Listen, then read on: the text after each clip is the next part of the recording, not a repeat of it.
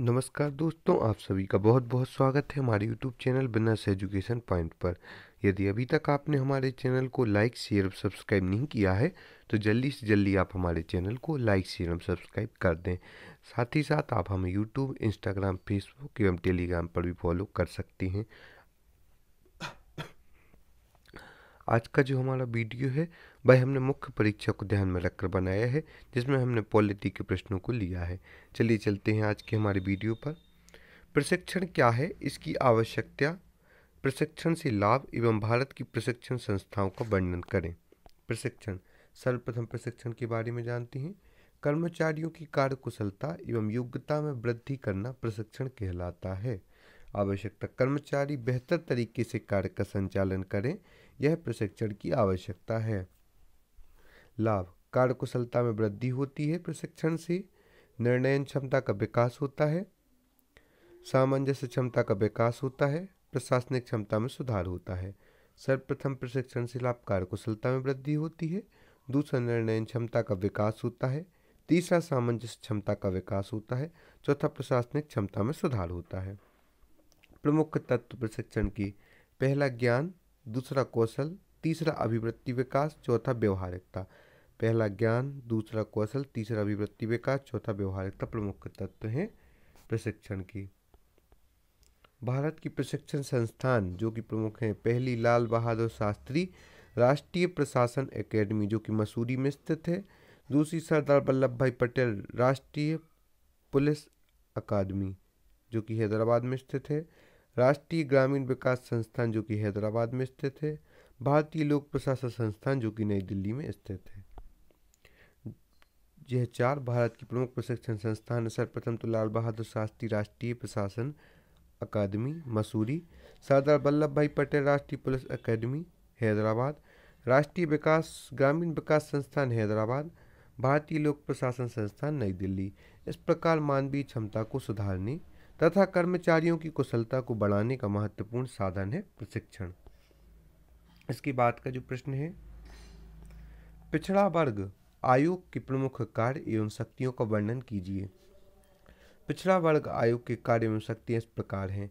पिछड़ा वर्गों की स्थिति में सुधार के लिए सरकार को परामर्श देना, यह पिछड़ा वर्ग आयोग के प्रमुख कार्य हैं। ओबीसी कल्याण के लिए चलाए जा रहे कार्यक्रमों की जांच करना। कौन सी जाति पिछड़े वर्ग में सम्मिलित है और कौन सी नहीं, सरकार को इस संबंध में परामर्श देना। क्रीमी लेयर की घन सीमा के बारे में सरकार को परामर्श देना। पिछड़े वर्ग की स्थिति का समय समय पर अध्ययन करना। पिछड़े वर्गों में अधिकारों के प्रति जागरूकता उत्पन्न करना। पिछड़े वर्ग के लिए संवैधानिक संरक्षण भली भांति लागू हो रहे हैं या नहीं, इसकी जांच करना। एक बार पुनः देखते हैं पिछड़े वर्ग आयोग के कार्यों में शक्तियों को। चार्ट के द्वारा पिछड़े वर्गों की स्थिति में सुधार के लिए सरकार को परामर्श देना। ओबीसी कल्याण के लिए चलाए जा रहे कार्यक्रमों की जांच करना। कौन सी जाति पिछड़ा वर्ग में सम्मिलित है और कौन सी नहीं, सरकार को इस संबंध में परामर्श देना। क्रीमी लेयर की घन सीमा के बारे में सरकार को परामर्श देना। पिछले वर्गों की स्थिति का समय समय पर अध्ययन करना। पिछड़े वर्गों में अधिकारों के प्रति जागरूकता उत्पन्न करना। पिछड़े वर्ग के लिए संवैधानिक संरक्षण भली भांति लागू हो रहे हैं या नहीं, इसकी जांच करना। आयोग के अनुसार कार्यों का वार्षिक प्रतिवेदन आयोग राष्ट्रपति को देगा और राष्ट्रपति इस प्रतिवेदन को संसद में के समक्ष रखेंगे। इस प्रकार पिछड़ा वर्ग आयोग पिछड़े वर्ग के लोगों के हितों की रक्षा कर भारत में सामाजिक न्याय और सामाजिक लोकतंत्र की स्थापना में महत्वपूर्ण भूमिका अदा कर रहा है। यह पिछड़ा वर्ग के आयोग एवं शक्तियों का वर्णन हमने इस प्रकार से जाना। इसके बाद का जो प्रश्न है, पंचायती राज समस्याओं के दोषों को दूर करने के उपाय लिखें। इसके पहले हम आपको एक उपयोगी जानकारी दे दें कि यदि अभी तक आपने हमारे नोट्स परचेज नहीं किए हैं तो आप हमारे इकोनॉमिक्स के, एथिक्स के, पॉलिटी के, जियोग्राफी के, हिस्ट्री आदि हिंदी सभी सब्जेक्ट के नोट्स बहुत ही किफ़ायती दामों में प्राप्त कर सकते हैं डिस्क्रिप्शन बॉक्स में जाकर इंस्टा मौजू की लिंक से। साथ ही साथ यदि अभी तक आपने हमारी मध्य प्रदेश से संबंधित जो PDF जो कि मात्र 49 रुपये में उपलब्ध है, उसे भी आप प्राप्त कर सकती हैं। और प्रारंभिक परीक्षा की टेस्ट सीरीज जो कि 50 FLT टेस्ट उसमें तैयार किए गए हैं, वो भी आप डिस्क्रिप्शन बॉक्स में जाकर इंस्टा मौजू की लिंक से प्राप्त कर सकती हैं। चलिए चलते हैं हमारे आगे के प्रश्न पर। पंचायती राज समस्याओं के दोषों को दूर करने के उपाय लिखें। पंचायती राज समस्याओं के दोषों को दूर करने के उपाय निम्नलिखित है। सर्वप्रथम है सदस्यों का प्रशिक्षण। सदस्य यदि प्रशिक्षित होंगे तो किसी प्रकार की समस्या का सामना नहीं करना पड़ेगा। पंचायतों का कार्यालय गांव के समीप होना चाहिए। पंचायतों का जो कार्यालय है गांव से अधिक दूरी पर नहीं होना चाहिए, समीप ही होना चाहिए। शिक्षा का प्रसार किया जाए। ग्राम सभा के अधिवेशनों को समयानुसार बुलाया जाना चाहिए। ग्राम सभा को अधिक शक्तियां दी जाएं। पंचायती राज संस्थाओं को अधिक स्वतंत्रता दी जाए। राजनीतिक दलों को इन संस्थाओं के कार्यों में हस्तक्षेप नहीं करना चाहिए। विभिन्न राज्यों में इन संस्थाओं के स्वरूप को एक जैसा किया जाए। योग्य प्रतिनिधियों का चुनाव किया जाए।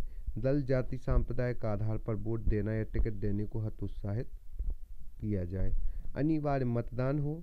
जनप्रतिनिधियों को शिक्षित किया जाए। लाभकारी उद्योगों की स्थापना की जाए। सिटीजन चार्टर का इस्तेमाल हो। अतः सर्वाधिक आवश्यक हो कि कर्तव्यों को समुचित निर्वाह हेतु आवश्यक अधिकारों का विकेंद्रीकरण किया जाए। एक बार पुनः देखते हैं। पंचायती राज समस्याओं संस्थाओं के दोषों को दूर करने के उपाय निम्नलिखित। सर्वप्रथम है सदस्यों का प्रशिक्षण। दूसरा है पंचायतों का कार्यालय गांव के समीप ही होना चाहिए, दूर नहीं होना चाहिए। शिक्षा का प्रसार किया जाए। ग्राम सभा के अधिवेशनों को समयानुसार बुलाया जाना चाहिए। ग्राम सभा को अधिक शक्तियां दी जाए। पंचायती राज संस्थाओं को अधिक स्वतंत्रता दी जाए। राजनीतिक दलों को इन संस्थाओं के कार्यों में हस्तक्षेप नहीं करना चाहिए।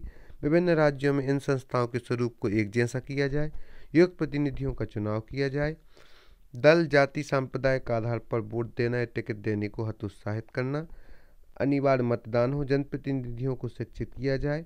लाभकारी उद्योगों की स्थापना। सिटीजन चार्टर का इस्तेमाल हो आदि यह पंचायती राज संस्थाओं के दोषों को दूर करने के उपाय हैं। इसके बाद का जो हमारा प्रश्न है, संयुक्त राष्ट्र संघ संपूर्ण अंतर्राष्ट्रीय शांति एवं सुरक्षा, मानवाधिकारों का संरक्षण, राष्ट्रों के बीच परस्पर सद्भाव व समानता विकसित करना, नस्लवाद व उपनिवेशवाद का विरोध, इन उद्देश्यों की पूर्ति हेतु यूएनओ की स्थापना की गई थी। बहुत ही महत्वपूर्ण प्रश्न है। अंतर्राष्ट्रीय शांति एवं सुरक्षा, मानवाधिकारों का संरक्षण, राष्ट्रों के बीच परस्पर सद्भाव व समानता विकसित करना, नस्लवाद व उपनिवेशवाद का विरोध, इन उद्देश्यों की पूर्ति हेतु यूएनओ की स्थापना की गई थी ताकि हम नस्लवाद, उपनिवेशवाद आदि समस्याओं का सामना कर सकें। बस शांति, सुरक्षा, मानवाधिकारों का संरक्षण, राष्ट्रों के बीच परस्पर सद्भाव और समानता को विकसित कर सकें। इसकी स्थापना यूएनओ की 14 अक्टूबर 1945 को की गई थी। इसका मुख्यालय न्यूयॉर्क में है। इसके वर्तमान सदस्य 193 देश हैं। भारत यूएनओ का संस्थापक सदस्य है। उद्देश्य है इसकी अंतर्राष्ट्रीय शांति और सुरक्षा सुनिश्चित करना, विवादों को शांतिपूर्ण तरीके से सुलझाना, सभी राष्ट्रों के मध्य मैत्रीपूर्ण संबंधों की स्थापना करना, अंतर्राष्ट्रीय सामाजिक, आर्थिक व सांस्कृतिक समस्याओं को हल करने में सभी देशों का सहयोग प्राप्त करना। सर्वप्रथम एक बार पुनः देखते हैं। इसकी स्थापना 14 अक्टूबर 1945 को की गई थी। मुख्यालय न्यूयॉर्क में है। वर्तमान में 193 देश सदस्य हैं। भारत यूएनओ का संस्थापक सदस्य है। उद्देश्य अंतर्राष्ट्रीय शांति सुरक्षा को सुनिश्चित करना, विवादों को शांतिपूर्ण तरीके से सुलझाना, सभी राष्ट्रों के मध्य मैत्रीपूर्ण संबंधों की स्थापना करना, अंतर्राष्ट्रीय सामाजिक, आर्थिक व सांस्कृतिक समस्याओं को हल करने में सभी देशों का सहयोग प्राप्त करना। यूएनओ के अंग हैं अंतर्राष्ट्रीय न्यायालय, महासभा, सुरक्षा परिषद, आर्थिक एवं सामाजिक परिषद, न्यास परिषद, सचिवालय। एक बार पुनः देखते हैं। यूएनओ के अंग हैं अंतर्राष्ट्रीय न्यायालय, महासभा, सुरक्षा परिषद, आर्थिक एवं सामाजिक परिषद, न्यास परिषद, सचिवालय। संयुक्त राष्ट्र महासभा यूएनओ का प्रमुख अंग है। एक लोकतांत्रिक संस्था है। इसमें सभी देशों के समान प्रतिनिधित्व होता है। संयुक्त राष्ट्र महासभा में के महत्वपूर्ण निर्णय 2/3 बहुमत द्वारा लिए जाते हैं। महासभा के कार्यों को देखते हैं। सर्वप्रथम अंतर्राष्ट्रीय शांति व सुरक्षा बनाए रखने के लिए सिफारिश करना, सुरक्षा परिषद के अस्थायी सदस्यों का निर्वाचन करना, सदस्यों का निष्कासन, संयुक्त राष्ट्र संघ का बजट पारित करना, संयुक्त राष्ट्र में नए सदस्यों को प्रवेश देना। विभिन्न राष्ट्रों के लिए महासभा केवल परामर्शदात्री प्रस्ताव ही प्रस्तुत कर सकती है, उनके लिए विधि नहीं बना सकती। इस प्रकार संघ के उद्देश्यों की पूर्ति में महासभा की महत्वपूर्ण भूमिका है। आज के इस महत्वपूर्ण वीडियो में हमने पॉलिटी से संबंधित प्रश्नों को देखा, जिसमें हमने संयुक्त राष्ट्र संघ एवं इसके साथ साथ हमने पिछड़ा वर्ग आयोग के प्रमुख कार्य एवं शक्तियों के बारे में भी जाना, पंचायती राज संस्थाओं के दोषों को दूर करने के उपाय के बारे में जाना, प्रशिक्षण क्या है, इसकी आवश्यकता, प्रशिक्षण से लाभ एवं भारत की प्रशिक्षण संस्थाओं के वर्णन के बारे में भी जाना। ऐसे ही आगे की उपयोगी वीडियो में भी हम आपसे मिलते हैं। और यदि अभी तक आपने हमारे चैनल को लाइक शेयर सब्सक्राइब नहीं किया है तो जल्दी से जल्दी आप हमारे चैनल को लाइक शेयर सब्सक्राइब कर दें। फेसबुक, इंस्टाग्राम, यूट्यूब, टेलीग्राम पर भी आप हमें फॉलो कर सकती हैं। और आप हमारी नोट्स भी जल्दी से जल्दी परचेस करें, बहुत ही किफ़ायती दामों में आप प्राप्त कर सकती हैं और अपनी सफलता को सुनिश्चित कर सकती हैं। जेल प्रहरी, कांस्टेबल आदि को ध्यान में रखकर एक महत्वपूर्ण PDF तैयार की गई है, जिसमें मध्य प्रदेश से संबंधित 1600 प्रश्नों को रखा गया है। उसे भी आप बहुत ही किफ़ायती दामों प्राप्त कर सकते हैं। आप सभी का बहुत बहुत धन्यवाद जो आपने हमारी वीडियो को देखा। आगे हम आपसे ऐसी उपयोगी वीडियो में मिलते हैं।